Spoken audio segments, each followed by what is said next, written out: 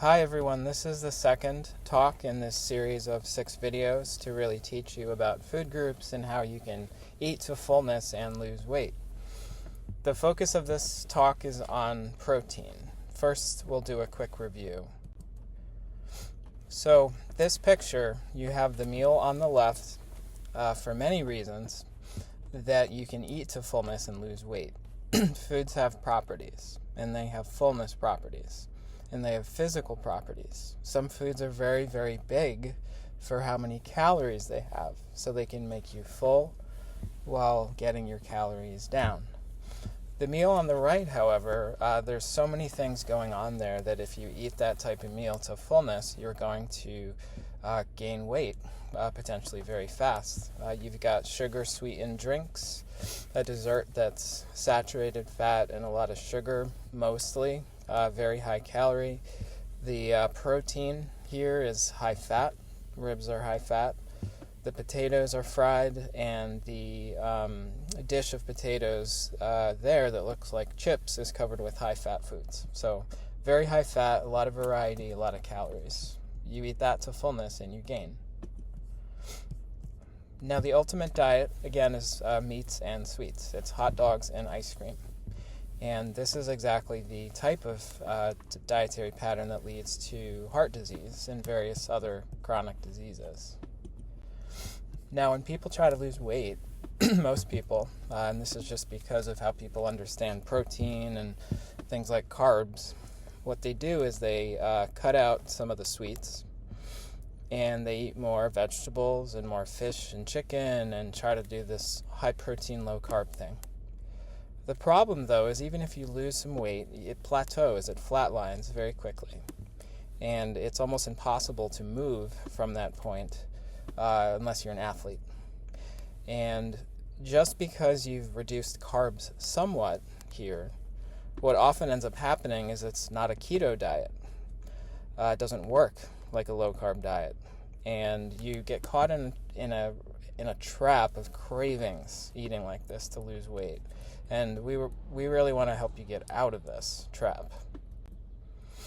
Because there's a drift back to the old foods. The quote-unquote carbs come back. You're even farther away from what is an effective low-carb diet, which is extreme. The amount of fat and the proteins you're eating comes back. There's more cookies. There's fewer vegetables, less chicken. This is the drift back that happens. And a perfect plate for weight loss is really the exact opposite of meats and sweets. As I've said before, it is a plate where the carbs are very, very high quality and have a lot of nutrients coming with them, and they're very filling. It's a plate of food where the other half is vegetables or fruits or both. Water and vitamins, vegetables and fruits should be maximized.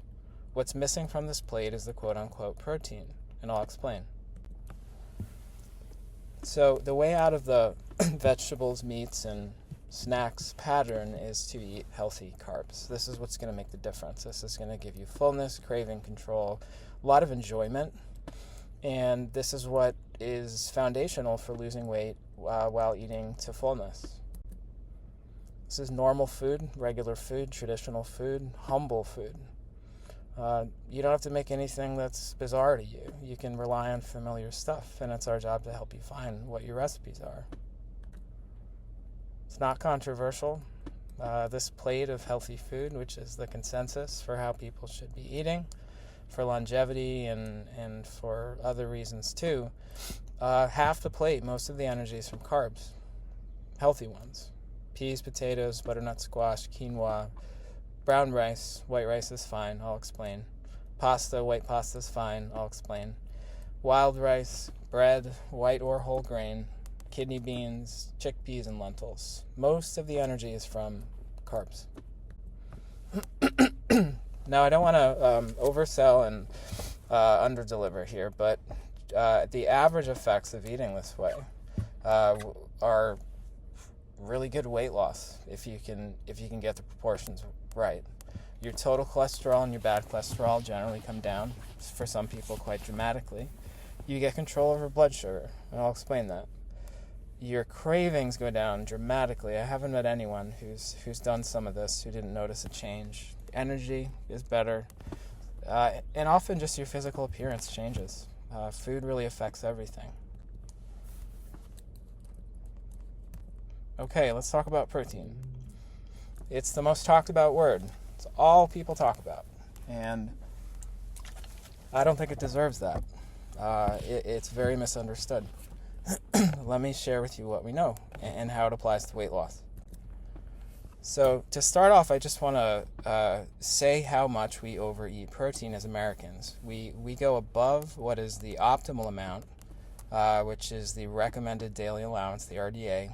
The average American goes over this in their protein, over their needs by 60%. Now, if you do some math and you know about the calories and proteins in food, what I've figured out is that the average American can eat 75% of their meals that look low protein. For example, just white rice and vegetables. If you made 75% of your meals just like this, you had eggs for breakfast, but you had this for lunch and dinner, you'd still meet the recommended amount for protein. You are covered. You have a lot of flexibility here to change what a meal looks like for you because of this. I hope this kind of frees you up, kind of liberates you, because there's a lot of enjoyment here, and you don't have to worry really at all about protein, and I'll explain more. So proteins from different sources do different things. If you ate pasta all day, you'd actually get what is the recommended amount of protein. It's in grains, it's in nuts, it's in vegetables. It's in things like beans and lentils. And it's in potatoes, but in lower amounts in potatoes. But the protein that's here from the power carbs and these other foods is really healthful protein. And it really should be quite high in our diet. And we don't think of these foods traditionally as protein sources, but they are. They absolutely are. You can get everything you need from a modest variety of foods. We don't know the exact proportion that's perfect. We really don't. And my opinion is that some of the chicken, fish, beef, egg, dairy category is probably better than none. We don't really know the right balance, but what's clear is that the more overall you can get your protein from the carbs, nuts, and vegetables primarily, you just have better health, and weight loss is much easier. These foods in excess it's very consistent. High amounts increase your disease risk, and one of the ways I think this happens is that if you're not doing keto, like a true low-carb diet, which suppresses your appetite, if you're caught in vegetables, meats, and snack foods pattern, you just have cravings. You have cravings for junk foods, processed foods, and I find especially sweet foods. And it's those foods that hunger that drives you to eat those foods starts with the protein. And it starts with not enough healthy carbs. And so that's why I think this food group in high amounts really does this. It's because it promotes an overall pattern, a Western pattern, an industrialized country pattern of meats and sweets. Lots of them. These foods go together. And people land doing the vegetables and protein. They end up eating a non-keto diet with sweet cravings. So it's kind of the worst of both worlds. You don't really get an effect of a low-carb diet, and you don't get control over hunger. So your way out of this is healthy carbs and the protein that comes with them. Now, I want to be clear that even low-fat proteins really stop weight loss at a certain point. This is very clear from diet intervention studies. And, and people think of adding chicken and a low-fat yogurt to their diet as weight losing, but it's really not. When that's the only thing added to your diet, research studies show that there's really no change in weight. And I think it has to do with the properties of these foods. So on the one hand, you have power carbs, that as the sole addition to the diet cause weight loss on average in people, and you compare it to the low-fat proteins, which on average don't cause weight loss and don't really improve health at all. So this food group is part of our diet, and I'll give you a few reasons why. But just don't think of these foods as weight losing, because we don't have evidence that that's true. And in our clinic, seeing our patients do this, many of them just can't really move their weight if it's high enough. So this is a belief that's best that you let go. Now, this protein food group is good for certain things. It's good for vitamins and minerals, B vitamins, iron, zinc, and it does give you a good ratio of all the different proteins that you need. So it's very useful. It's a very convenient food to have in your diet for those reasons. But in terms of its effect when you eat it, the effect of eating a chicken breast, it really is kind of a growth signal for the body, and it's good for situations where you are aiming to grow. So if you're bodybuilding, going to the gym, if you've been sick or injured, and you are too thin from chronic disease, and you need to gain weight, this is a good food group for that. It promotes this growth hormone, IGF-1, to go up. And that is a helpful thing when you're growing or when you need to grow. But it's not helpful for weight loss. When you're trying to lose something, lose body weight, giving yourself a growth signal is just counterproductive. And this hormone, IGF-1, actually in some studies, may promote fat formation. So, again, if you're trying to gain weight from being a low weight, it's good food. It can help you build your muscles back up, your tissues, and put on a little bit of body fat. But when you're trying to lose, ultimately just not helpful, and the proportion just needs to be moderated. Now, people often think in terms of complete protein and incomplete protein, but in reality, if we're eating a variety of foods, we can get different proteins from different foods, and if you're eating to fullness, it's very hard to get protein low enough to really be an issue or to miss certain amino acids, certain proteins. And for example, a diet that has some grains, and that includes pasta and bread, which are grain-based, and also has some legumes in it, or some nuts, you're covered. You get the whole spectrum of all the proteins. And the combination of a grain and a legume is a classic thing in civilization. Huge populations of people for as long as human beings have been around can sustain themselves on these foods. You get everything you need. If you add, as I said, nuts to grains, you round out the proteins you're getting. Again, a modest variety of foods gives you what you need, complete protein. If you like potatoes, they are low protein. So if you're thinking in terms of complete protein, you can have a little bit of salmon in your diet, or another protein.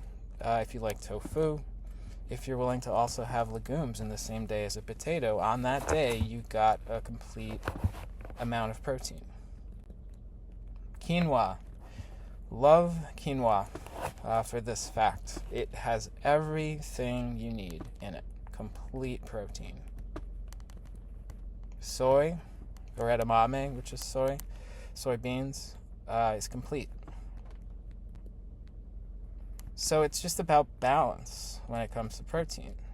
So if you're someone you're running on white rice and vegetables, best thing for you is probably to have some legumes and maybe a small piece of the protein to really get the balance, but also allow you to lose weight and remain at a healthy weight without exercise.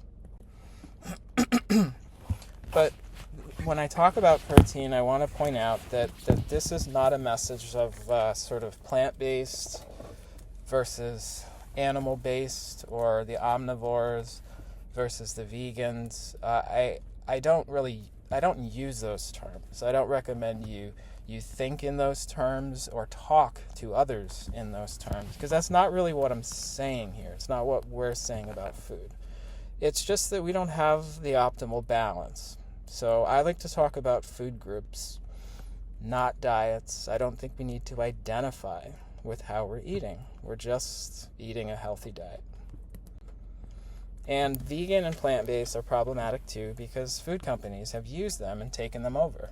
In my opinion, they're kind of worthless at this point for talking about a healthy diet for this reason. Soy-based, coconut-based ice creams, and something that's a vegan cookie is still part of meats and sweets. And I like to just talk about food groups. These are some things you might say. So in conversation with people, they're asking you about protein, they're asking you about different things. Just tell them what you're eating. Give them a few examples of power carbs, healthy carbs, tell them about the proportions, tell them about calories. We're teaching you all that stuff, so you have the opportunity to teach others. These are some other things. Talk about fiber. Talk about healthy carbs. Don't label it, just talk about the food groups. So let me review weight loss boosters. So really, the power carbs are where the most bang for your buck is. If you add a few servings of these foods to your day, as the only change you make, on average, people do lose weight, which is amazing. It's the greatest relative improvement in your diet that you can make as an American, is to eat foods from this category. And that's reflected in how it helps with weight and cholesterol and blood sugar. And I want to allow you to embrace what I call light, healthy carbs. So that's white pasta, white bread, and white rice. These foods just need to be handled with care. The context, what you're eating with them, matters a lot.